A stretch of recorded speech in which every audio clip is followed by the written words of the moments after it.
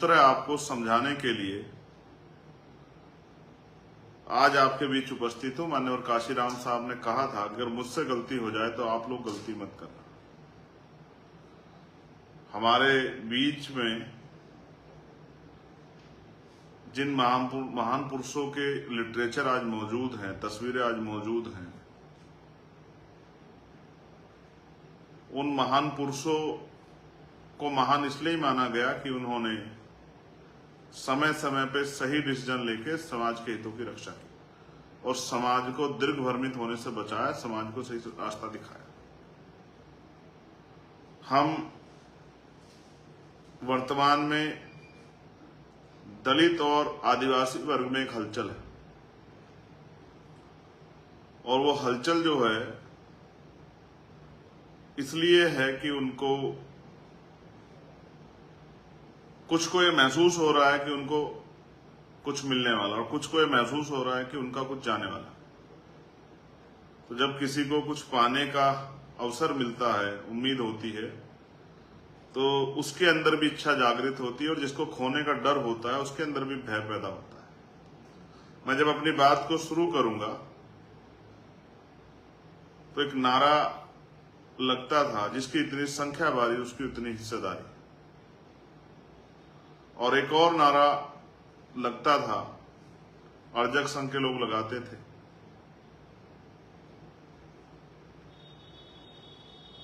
100 में 90 शोषित हैं, शोषितों ने ललकारा है, और धन धरती और राजपाट में 90 भाग हमारा है। 10 का राज 90 पर नहीं चलेगा, नहीं चलेगा। ये 3 नारे बहुत इंपॉर्टेंट हैं।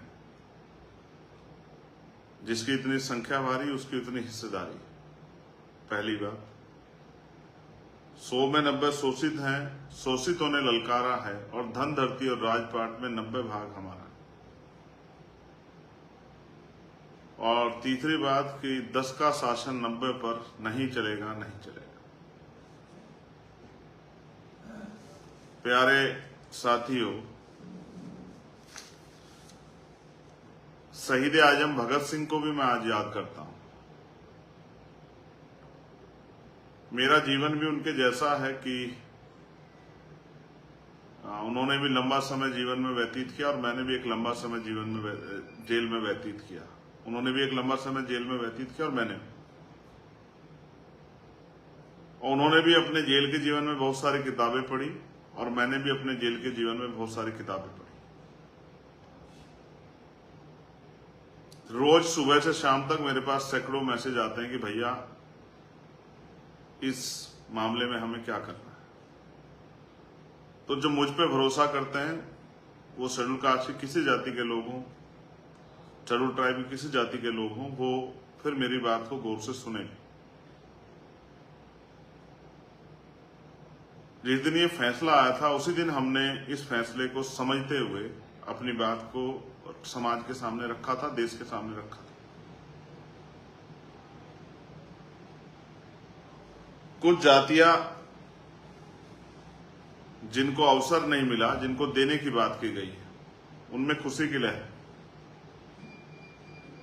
मैं पुनः इस बात को दोहरा रहा हूं, जिनको लग रहा है कि उनका कुछ चला जाएगा, उनमें डर की भावना है। और मैं ये भी स्पष्ट कह दूं अपनी बात को रखने से पहले कि अगर मैं आज ये कहूंगा कि हमें भाईचारा और इन सब चीजों का ध्यान हम लोग रख रहे हैं, तो भी शायद मेरी बात को उस तरह जिनके मनों में अपने आप फैसले बन गए वो नहीं हो सकते। इसलिए मैंने आपसे अपील की कि जो लोग मुझ में विश्वास रखते हैं, जो मुझसे प्यार करते हैं, जो भी हमारे में आजाद समाज पार्टी की आइडियोलॉजी को समझते हैं, इसमें काम करते हैं, वो ये भी समझते होंगे कभी हमने जाति के आधार पर संगठन में काम नहीं किया, और जब भी कभी अन्याय हुआ हमने जाति के आधार पर उस अन्याय को नहीं देखा। हमेशा शेड्यूल कास्ट के लोगों की, शेड्यूल ट्राइब के लोगों की, बैकवर्ड के लोगों की, माइनॉरिटी के लोगों की, देश की किसी बहन की, मजदूर की, किसान की आवाज उठाने के लिए हम लोग तैयार रहे। उसका आधार जाति नहीं था। तो जब मैं अपनी बात की शुरू कर रहा हूं तो मैं आपसे कहूंगा, शहीद आजम भगत सिंह ने एक बार कहा था कि किसी को मृत्यु दंड देने वाले जज जिसने किसी को फांसी की सजा दी हो, मृत्युदंड दिया हो, अगर उसके फैसले के पीछे से उसका मोटिव हटा दिया जाए तो हत्या की सजा देने वाले जज में और सुपारी देके किसी की हत्या कराने वाले किसी दूसरे व्यक्ति में कोई फर्क नहीं रहता, दोनों हत्यारे के साथी होते हैं। अगर जज साहब किसी को फांसी की सजा का ऑर्डर करते हैं और जल्लाद उसको फांसी देता है, उसकी जान जाती है, और यहां कोई किसी को पैसे देके किसी की हत्या करा देता है, तो दोनों में बिल्कुल फर्क नहीं है अगर उसके पीछे उनका मोटिव ना हो। अब किसी भी फैसले को समझने से पहले आपको सरकार का मोटिव देखना चाहिए कि क्या सरकार वंचित वर्गों के लिए का हितैषी है या नहीं। मैं आपको याद दिलाता हूं, अब से लगभग 2 साल पहले मैंने गोरखपुर में एक प्रेस कॉन्फ्रेंस की, और हमारे वो साथी जो समर्थन और विरोध कर रहे हैं वो जरूर अगर सर्च करेंगे तो उनको मिल जाएगा। प्रेस कॉन्फ्रेंस क्यों थी? प्रेस कॉन्फ्रेंस लिए थी कि हमने रिसर्च किया, चर्चा की, और हमने महसूस किया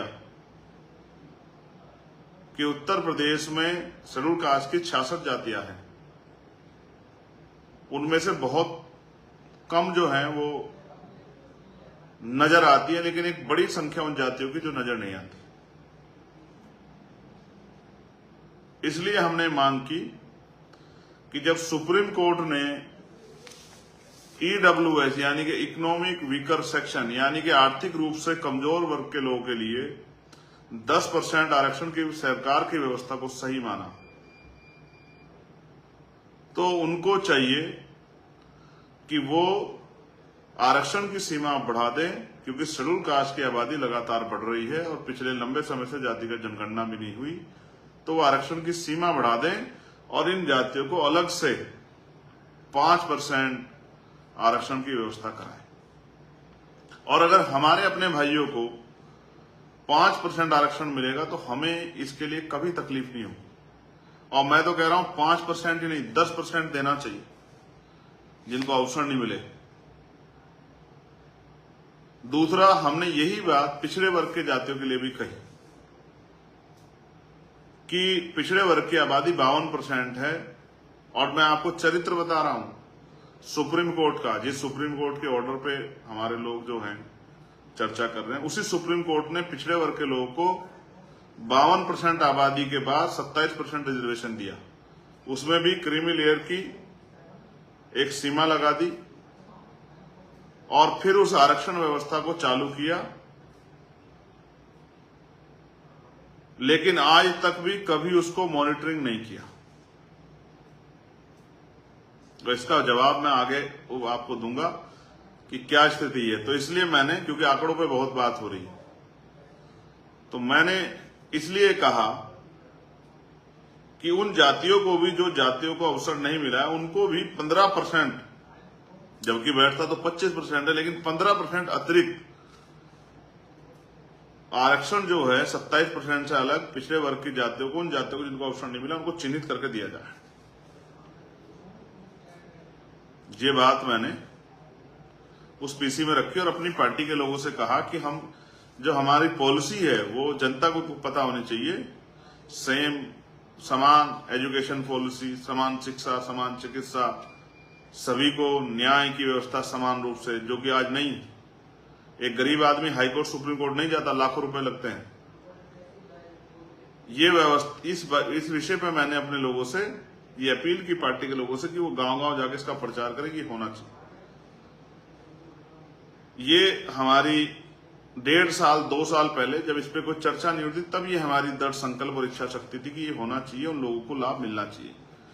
और अब संख्या के आधार पर आरक्षण व्यवस्था कर देनी चाहिए, जिसकी इतनी संख्या है उतना आरक्षण का लाभ उसको मिलना है, उतने लोग उनके प्रति तो उनका होना चाहिए। ये हमारा सामाजिक न्याय के प्रति हमारा दृढ़ संकल्प भी है, और हम इसके प्रति, ये महापुरुषों की बात है, इसके प्रति हम लोग जो हैं मेंटली प्रिपेयर भी। साथ साथ अभी जब आपने मुझे पार्लियामेंट में सुना, जब ये ऑर्डर भी नहीं आया था, तो मैंने एक मांग की,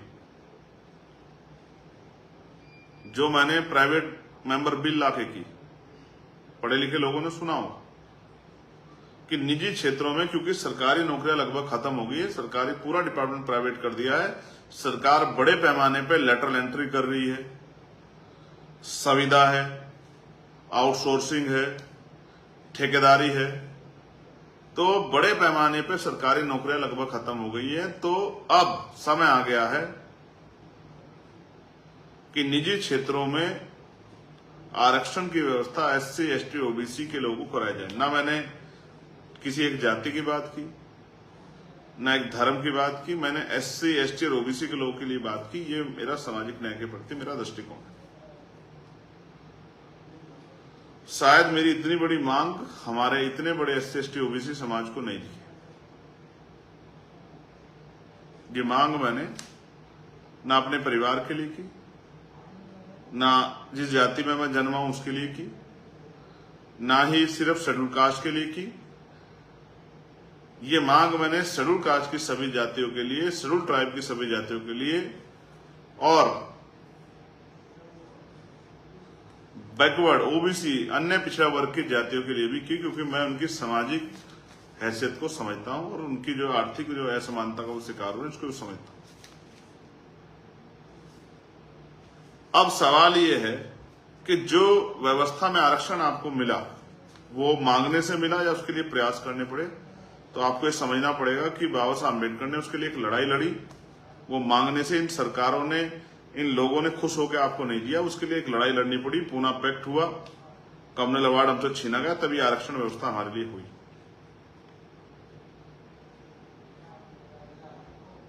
ये किसी ने दया करके आपको नहीं दिया। जुडिशरी जिनको कहा जाता है कि वो न्यायप्रिय है, कभी उन्होंने जो एट्रोसिटी शेड्यूल कास्ट के लोगों पे होती है, कभी उन्होंने उसको स्वतः जो उसका संज्ञान नहीं लिया, जब तक वो बहुत बड़ा विषय नहीं होगा। और उसका उदाहरण मैं आपको बताता हूं कि जब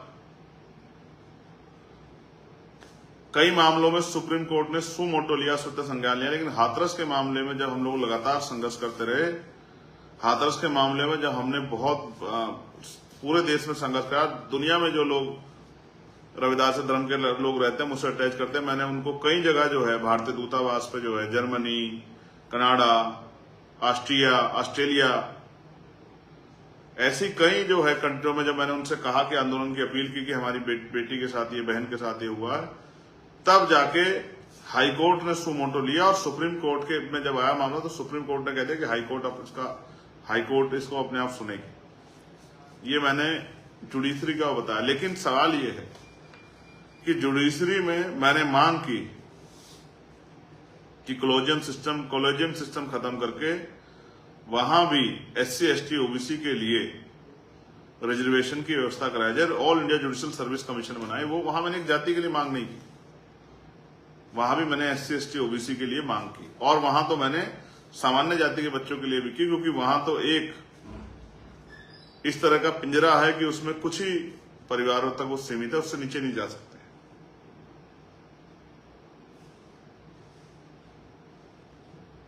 ये मेरा सामाजिक न्याय के प्रति दृष्टिकोण है। अब अगर आप आरक्षण की बात करेंगे, जिस तरह की चर्चा आज चल रही है, तो मैं आपसे कहूंगा कि अगर सुप्रीम कोर्ट या सरकारें हमारे हितों के प्रति, हमारे अधिकारों के प्रति इतनी सचेत होती, तो अगर आंकड़ा आप उठा के देखोगे क्लास 1 से लेकर क्लास 4 तक का, तो 15% जो रिजर्वेशन शेड्यूल कास्ट के लोगों को मिला है, उनमें से अभी 4% के लगभग पूरा हुआ है। उनकी लगभग 11% सीटें, 4.25 के लगभग पूरा हुआ है। 10.75% सीटें उनकी अभी खाली हैं। जो सुप्रीम कोर्ट हमारी बहुत चिंता कर रहा है, उसने कभी इसकी जानकारी नहीं ली। और मैंने ये बात कही कि लक्ष्मणपुर बाथे एक घटना हुई थी बिहार में, जिसमें 50 शेड्यूल कास्ट के लोगों की हत्या की गई थी। तलवार की नोक पर जो है महिलाओं के पेट चीरे गए थे। डिस्ट्रिक्ट कोर्ट ने बहुत सारे अपराधियों को, आरोपियों को सजा की आजीवन, और हाई कोर्ट ने उनको बरी कर दिया। कभी सुप्रीम कोर्ट ने सू मोटो लेके पूछने का काम नहीं किया कि 50-50 दलितों के हत्यारे कौन है, उनकी जांच होनी चाहिए, उनको सजा मिलनी चाहिए। और आज भी सीवर से लेके लाखों जो है महिलाओं के साथ रेप हत्याएं होती है, सीवर में जान जाती है। कभी भी सुप्रीम कोर्ट ने, एनसीआरबी का डाटा इतना है, तमाम जो है बजट और सब कुछ है, पुलिस है, सब कुछ है, सारे डाटा को देखते हुए आज तक भी सुप्रीम कोर्ट ने सो मोटो लेके ये सरकारों को टाइट नहीं किया कि भाई ये इस तरह से महिलाओं पे हिंसा, वो भी कमजोर वर्गों की महिलाओं पे हिंसा रोकें। और सुप्रीम कोर्ट ने कोई ऐसी डायरेक्शन भी नहीं दी कि जो जाति के आधार पर, धर्म के आधार पर छुआछूत हो रही है उसको भी रोका जाए। इसका उदाहरण मैं आपको बताता, मटकी छूने पर हत्या हुई, सुप्रीम कोर्ट ने कोई ऑर्डर नहीं पास किया। मुझे रखने पर हत्या हुई, आज भी बारात रोक दी जाती है। मंदिर जाने पे आज भी रोका जाता है, यहां तक कि राष्ट्रपति जी को भी रोका गया। इसलिए मैं कहता हूं जाति कभी नहीं जाती। कभी सुप्रीम कोर्ट ने सुमोटो नहीं लिया। इतना सुप्रीम कोर्ट आपके हितों के लिए चिंतित है। और 27% आरक्षण जो पिछड़े वर्ग को मिला है उसमें से भी 6% पूरा हुआ है। 9% आरक्षण अभी तक उनका भी बैकलॉग आज तक पूरा नहीं हुआ। ये है स्थिति। हम इतने आगे बढ़ गए, आज हम क्रीमी लेयर की दशा में चले गए हैं। आंकड़े अगर सरकार जारी करेगी तो दूध का दूध, पानी का पानी हो जाएगा। जो अंतर विरोध आज आपस में हो गया है, वो अंतर विरोध भी लगभग काफी हद तक साफ हो जाएगा। मैं टिप्पणी नहीं करूंगा किसी पे, क्योंकि ये मेरा काम नहीं है। हम लोगों ने तो जब आंदोलन शुरू किया तो बहुजन समाज में भाईचारा पैदा करने के लिए किया, और लगातार हमने उसका प्रयास किया। और शेड्यूल कास्ट की सभी जाति को बराबर की संख्या के आधार पर जितने लोग हमसे जुड़े उनको सम्मान भी दिया और प्रतिनिधित्व भी दिया, लीडरशिप भी उनकी तैयार की। लेकिन मैं आपको याद दिलाता हूं कि आरक्षण को समझने के लिए, आरक्षण से जो नियुक्ति निकलती है उसको समझने के लिए एक 13 पॉइंट रोस्टर का एक आंदोलन हुआ था, उसको भी समझना जरूरी है कि उसका इतने बड़े पैमाने पर इंटेलेक्चुअल्स में विरोध क्यों हुआ। 200 पॉइंट रोस्टर को खत्म करके 13 पॉइंट रोस्टर लाया गया, 13% रोस्टर। उसमें क्या था? उसका विरोध ये था कि रोस्टर में 7वीं जो है नौकरी शेड्यूल कास्ट के लिए आती है परसेंटेज के आधार पर। और फिर सरकारों ने क्या किया,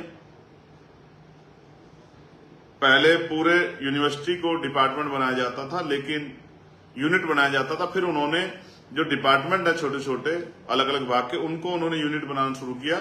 जैसे सोचिए पूरी यूनिवर्सिटी में 100 नौकरी आई तो 100 नौकरियों के आधार पर शेड्यूल कास्ट के लोगों को हिस्सेदारी मिलेगी, बैकवर्ड के लोगों को हिस्सेदारी मिलेगी। लेकिन जब उन्होंने, जब जो नहीं देना चाहते उन्होंने ये किया कि उन्होंने 13 पॉइंट रोस्टर लाए, और उसके अकॉर्डिंग जो है अगर 5 नौकरी आएगी किसी विभाग में, 5 वैकेंसी आएंगी, तो 5 में तो रोस्टर में आता ही नहीं शेड्यूल कास्ट, तो एक भी नौकरी शेड्यूल कास्ट के लोगों को नहीं मिलेगी, चाहे ईडब्ल्यूएस के जरिए भरी जाए, चाहे सामान्य जाति के लोगों को भरी जाए। लेकिन सुप्रीम कोर्ट ने इतना बड़ा हमला हमारे आरक्षण पर हुआ, कभी सुमोटो नहीं लिया। ये मैंने आपको बताया कि चरित्र क्या है सुप्रीम कोर्ट का और सरकारों का आपके प्रति। और बुरा मत मानिए, याद कीजिए आपसे कौन कितना प्रेम करता है। जब हाथरस की बेटी का विषय आया था, ये मैं इसलिए याद दिला रहा हूं कि हमारे लोगों को याद होना चाहिए, इस पूरे शेड्यूल कास्ट के लोगों को, तो भारतीय जनता पार्टी का एक भी मेंबर ऑफ पार्लियामेंट, एक भी मिनिस्टर आप उसके लिए ट्वीट नहीं कर पाया था। और सब लोगों ने उस बेटी का चरित्र हनन मिलकर करने का प्रयास किया। यहां तक कि जो सिटिंग एमपी थे वो भी अपराधियों के पक्ष में खड़े थे।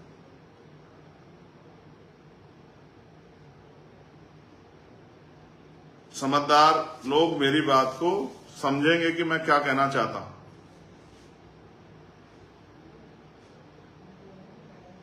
कौन किसका कितना हितैषी है, कौन किसको कितना प्रेम करता है, कौन किससे कितना जो है, कौन किसको कहां देखना चाहता है, कौन किसका कितना सहयोग करना चाहता है। पिछले नेताओं का मैं टिप्पणी नहीं करूंगा, मैं अपने बारे में आज आपसे कहूंगा। आज जो स्थिति है उस मामले को देखते हैं। सुप्रीम कोर्ट का ऑर्डर आया वर्गीकरण और क्रीमी लेयर, और एक जज साहब तो और आगे निकले, कहा कि एक बार जिसके बच्चे को मिल जाएगा उसको दोबारा नहीं मिलेगा।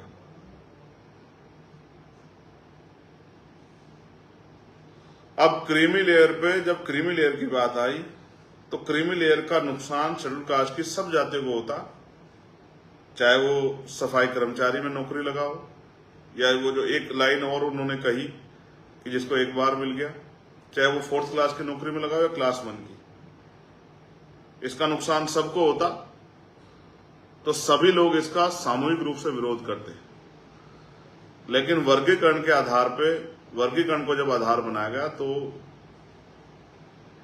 अब क्योंकि पुराने रूप से प्रैक्टिकल हुआ है, इसके फायदे भी उस तरह से कुछ जो हैं हुए हैं। वो नियत के ऊपर डिपेंड करता है।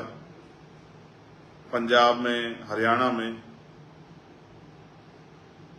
तो मैं इस बात को भी नजरअंदाज नहीं कर रहा हूं। मैं इस बात को भी समझता हूं, लेकिन मैं इस आंदोलन के समर्थन और विरोध पे ध्यान रख रहा हूं। आज इस आंदोलन का समर्थन वर्गीकरण का वो लोग भी कर रहे हैं, हमारे शेड्यूल कास्ट के लोगों से अलग, जो लोग पूरी जिंदगी आरक्षण को कोसते रहे, जो कहते थे आरक्षण से अयोग्य लोग आते हैं, आरक्षण की वजह से ये हमारे सर पे चढ़ के बैठ गए हैं, आरक्षण की वजह से जो तमाम तरह से हर घटना पे हमें गाली देते हैं, आरक्षण की वजह से जो कोसने काम करते हैं आरक्षण को, जिन्होंने EWS जो है 10% ले भी लिया, लेकिन वही जो है वो समर्थन कर रहे हैं। अब आप समझिए, जब आपका दुश्मन आपके अधिकारों का समर्थन करने लगे तो आप समझिए कि क्या हो रहा है। जिन लोगों ने पूरी जिंदगी, जिनकी संतानों ने, उनके बड़ों ने, जिन्होंने कैंपेन चलाए, जिन्होंने बड़ी बड़ी सभाएं करके कहा कि आरक्षण की नसबंदी करनी चाहिए, आरक्षण खत्म कर देना चाहिए, आरक्षण आर्थिक आधार पर होना चाहिए, वही लोग जो हैं आज आरक्षण का समर्थन करके हमारे भाइयों को के बीच में जा रहे हैं, भाइयों से बात कर रहे हैं कि भाई हम आपके हितैषी हैं, आपको मिलना चाहिए। अब इसका जो मुझे नुकसान समझ आता है उसको भी समझिए मेरी भाषा में। इसके लिए सुप्रीम कोर्ट ने स्टेट को पावर दे दी कि स्टेट कर सकती है, लेकिन उसके साथ एक बीच में एक पेच भी लगा दिया कि बिना आंकड़ा जुटाए नहीं कर सकती।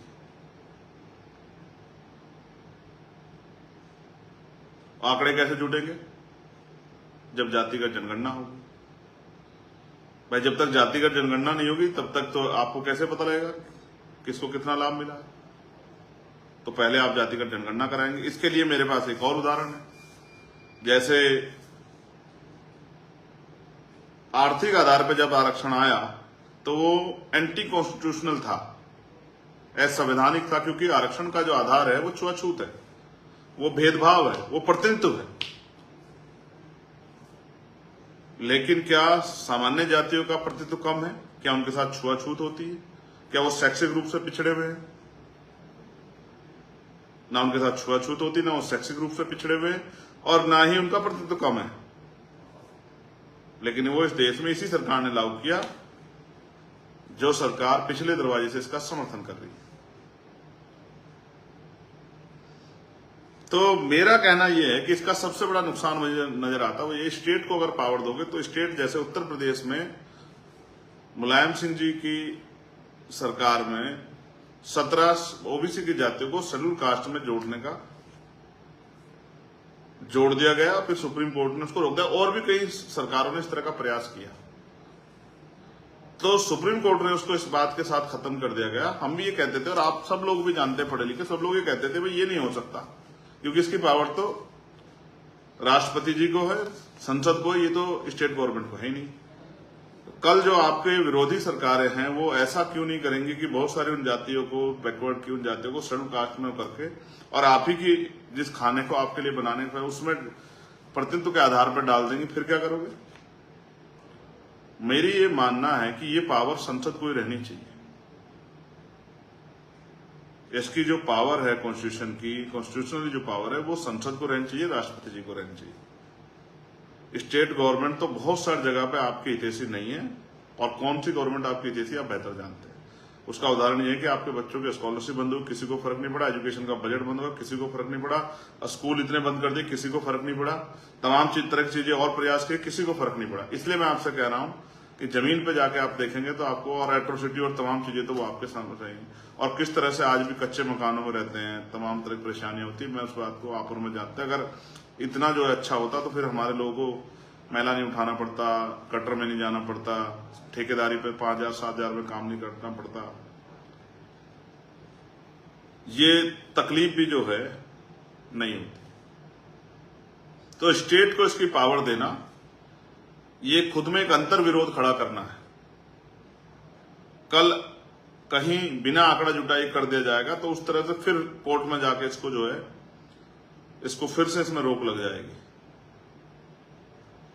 तो इसकी पावर जो है वो स्टेट में नहीं होनी चाहिए, सेंटर पे होनी चाहिए। दूसरा, मैं कहता हूं सेंटर को, अगर सेंटर हमारे भाइयों को देना चाहता है तो हम तो रेडी बैठे कि वो दे, वो जातिगत जनगणना कराए, उसके आंकड़े देखे, और उसके आधार पर जिन जातियों को नहीं मिला उनको दे, स्पेशल ट्रीटमेंट के तौर पे दे, और 2-4% नहीं 10% दे। लेकिन भाइयों को लड़ा के, भाइयों को आपस में झगामने सामने लाके अगर सरकार ये सोचती है कि वो सफल हो पाएगी, तो ऐसा हम लोग नहीं होने देंगे। बड़ी मुश्किल से ये इस तरह की एकता जैसे हालात बने, वो भी तब बने जब पूरी कम्युनिटी पे, पूरे शेड्यूल कास्ट शेड्यूल टाइप पे हमला हुआ SC/ST एक्ट में, तब जाके ये एकता क्यों बने जब मार पड़ी। उससे पहले भी बहुत एकजुट नहीं थे, लेकिन उस दिन एहसास हुआ कि हम एक ही परिवार है। तो मैं तो कह रहा हूं, अगर सरकार देना चाहती है, आंकड़े जुटाए, जातिगत जनगणना कराए, और 10% कम से कम जो है हमारे उन भाइयों को जिनको अवसर नहीं मिला उनको दे। हम तो सामाजिक न्याय के सबसे बड़े समर्थक हैं। आप जल्दी से जातिगत जनगणना, आप देखिए सरकार जातिगत जनगणना करा सकती है नहीं करा सकती है, ये आपके और मेरे सामने है। इसमें आपको पता लग जाएगा कि कौन सी पार्टी जातिगत जनगणना की हितैषी। भाई बिना जातिगत जनगणना कराए कैसे करा दो? ये तो सुप्रीम कोर्ट ने उसमें लगाया कि जातिगत आंकड़े जो इकट्ठा करे और आंकड़े इकट्ठा करके फिर करे। तो मैं तो कह रहा हूं सरकार जातिगत जनगणना कराए।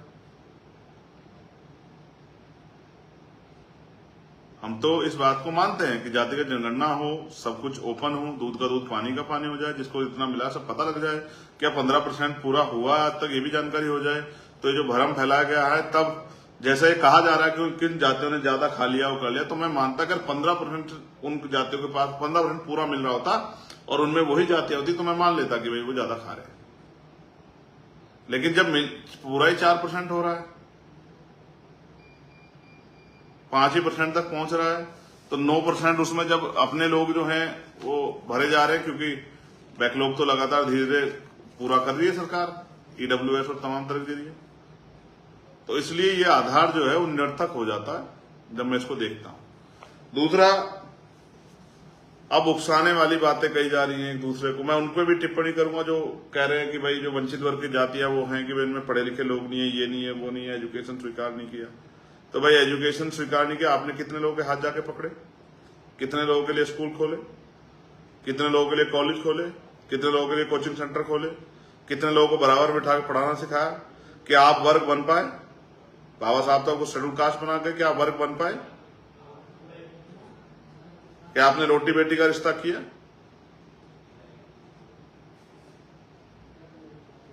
क्या आपने सोशल रिस्पॉन्सिबिलिटी को निभाया?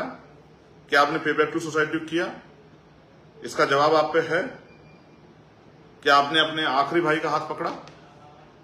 क्या आप उनकी बस्ती में गए, उनके बीच में बैठे, उनकी परेशानी को सुना समझा, उनके साथ खड़े होने का प्रयास किया, उनकी तकलीफ को अपनी तकलीफ माना?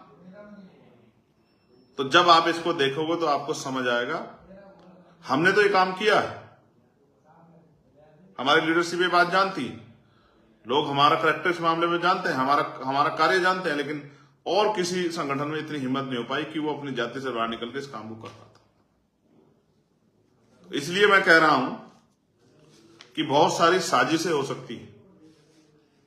आपको एक दूसरे भाई के आमने सामने कर दे जाए, उसमें उधर से कुछ सरकार के लोग, विरोधी लोग, अन्य संगठन लोग घुस के हम एक दूसरे के साथ खड़ के पे हमला कर दें। ऐसी स्थिति हो जाए कि एक लंबी खाई खिंच जाए, इतनी लंबी खाई खिंच जाए कि भाई भाई की शक्ल ना दिखे, भाई भाई को विरोधी समझ बैठे। हमें तो अवसर नहीं मिला, लेकिन जब हमें अवसर मिलेगा तो हम तो खुद करके दिखाएंगे कि किस तरह से अपने भाई को जो हाशिए पे उसको अपने बराबर में लेके आ जाता। हमें तो अवसर नहीं मिला है, हम तो कोशिश कर रहे हैं। हम तो कोशिश करके प्रयास कर रहे हैं कि अगर हमें मौका मिले, और इसके लिए हम राजनीतिक शक्ति इकट्ठा कर रहे हैं, तो हम ये करके दिखाएं।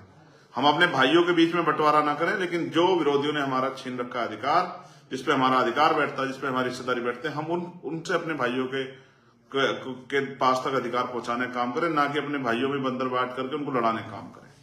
ये काम तो विरोधियों का है, वो अपना काम कर रही है। अब बड़ा सवाल ये आया था कि अभी हरियाणा का चुनाव आज अनाउंस हो गया। मुझे एहसास था, मैंने इसलिए आज का दिन का लाइव रखा था। तो हरियाणा में अब क्या, अब आचार संहिता लग गई, कुछ हो नहीं सकता है। मगर आपस में एक दीवार तो खड़ी कर दी गई, वो जो एकता आपकी बनी थी उसको तोड़ने के लिए।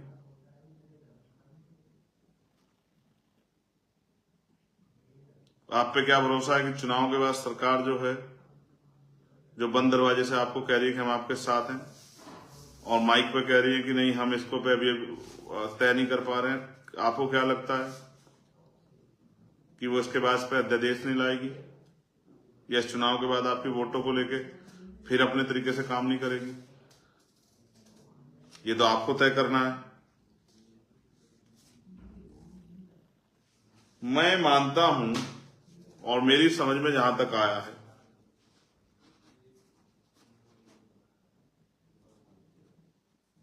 कि जब आपके आगे दाना फेंका जाए तो शिकारी आपका शिकार करना चाहता है, ना कि आपको पाल पोस के मजबूत करना चाहता है। इसलिए मैं समाज से कहूंगा, अपने शेड्यूल कास्ट, शेड्यूल ट्राइब के हर भाई से, कि वो एक दूसरे पे टिप्पणी ना करें, एक दूसरे को बुरा ना कहें, और अपने अपने अधिकारों के प्रति संवैधानिक मर्यादाओं में जो संघर्ष वो कर रहे हैं उसको करते रहे। दूसरा, आजाद समाज पार्टी, भीम आर्मी सरकार के षड्यंत्र को समझती है, सरकार की चालों को, साजिशों को समझती है, और भविष्य में कुछ ऐसा ना हो जाए उसको भी ध्यान में रख के सचेत है। इसलिए आजाद समाज पार्टी निजी क्षेत्रों में आरक्षण की व्यवस्था की जाए, और इसके लिए सरकार को झुकाने का काम, सरकार को मजबूर करने का काम किया जाए, और आरक्षण की सीमा बढ़ाई जाए।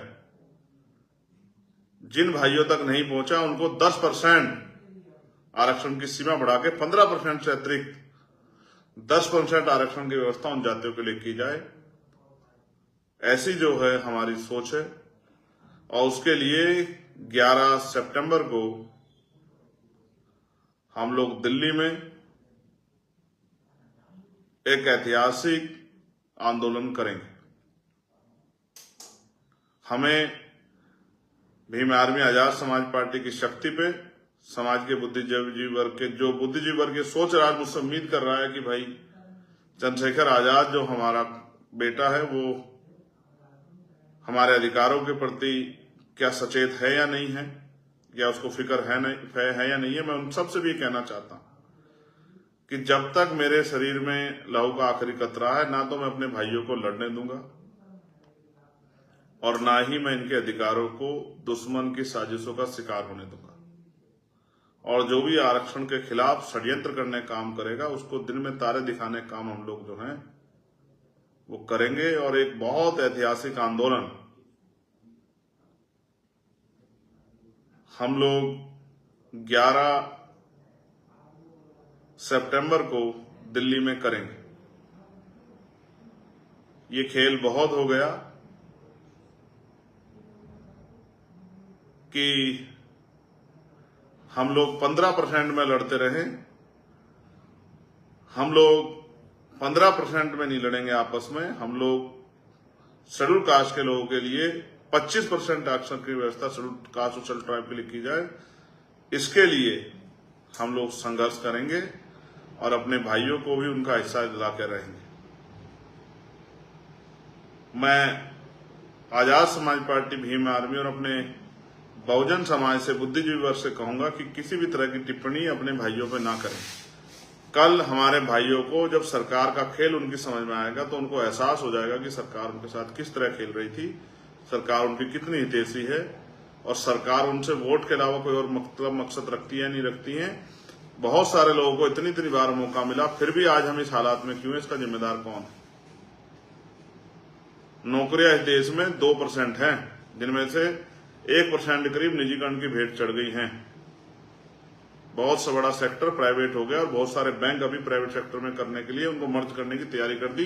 बहुत सारे स्कूल बंद हो रहे हैं। आने वाले समय में कोई कहीं किसी डिपार्टमेंट में सरकारी नौकरी बचेगी, सब सेक्टर प्राइवेट हो जाएगा। तब आपके बच्चे क्या करेंगे, मुझे इस बात की भी चिंता है।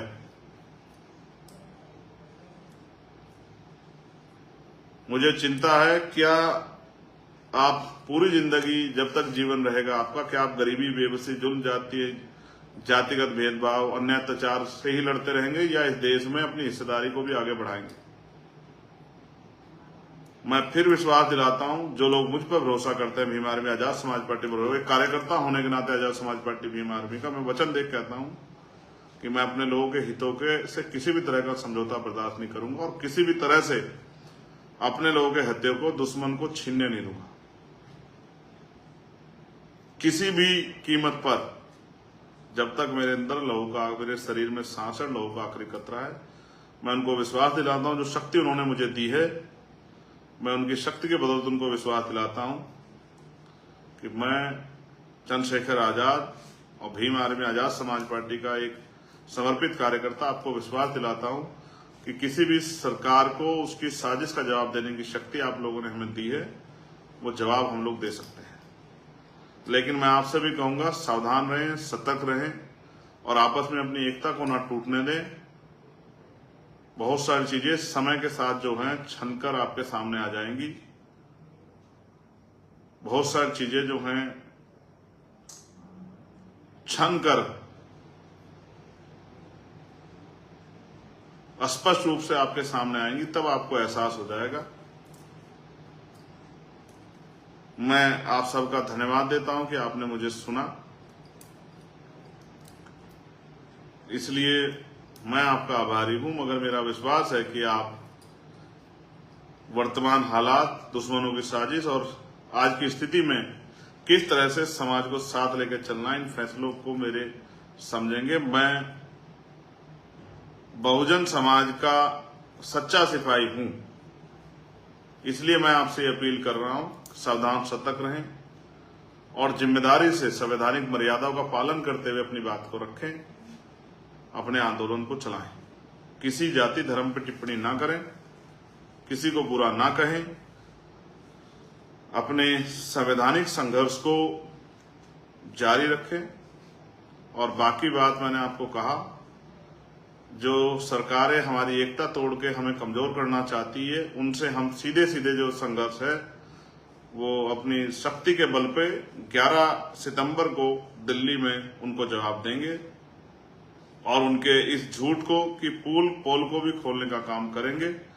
हम पे बहुत सारे उस तरह के एविडेंस उनके प्रति हैं कि वो किस तरह की मंशा और किस तरह की इच्छा हमारे लोगों से रखते हैं, क्या वो हमारे लोग छुआछूत भेदभाव करते नहीं करते हैं और वो हम लोगों के कितने हितैषी।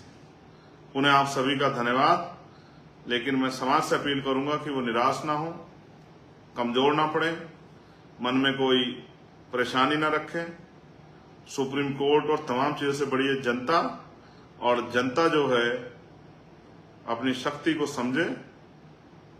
जिस तरह से हमने पहले भी, चाहे 2 अप्रैल को अपनी एकता से, चाहे दिल्ली में गुरु घर के आंदोलन में अपनी एकता से दुश्मनों को मुंह तोड़ जवाब दिया है, उसी तरह से हम सरकार के इन षड्यंत्रों का भी सामना करेंगे। इस बात का मैं आपको विश्वास दिलाता हूं। बहुत बहुत धन्यवाद। अब हम पैरों की तरफ नहीं, आसमान की तरफ देखेंगे और 85% बहुजन समाज के लोगों को उनकी संख्या के आधार पर उनके अधिकार कैसे मिले, इस बात के लिए संघर्ष करने के लिए तैयार होंगे। इन्हीं सब बातों के साथ आप सभी के लिए मंगल कामनाएं। जय भीम, जय भारत, जय संविधान, जय मंडल, जय जोहार। आप सभी के लिए मंगल कामनाएं और आप सभी के लिए जो है मेरा प्यार और सहयोग। धन्यवाद।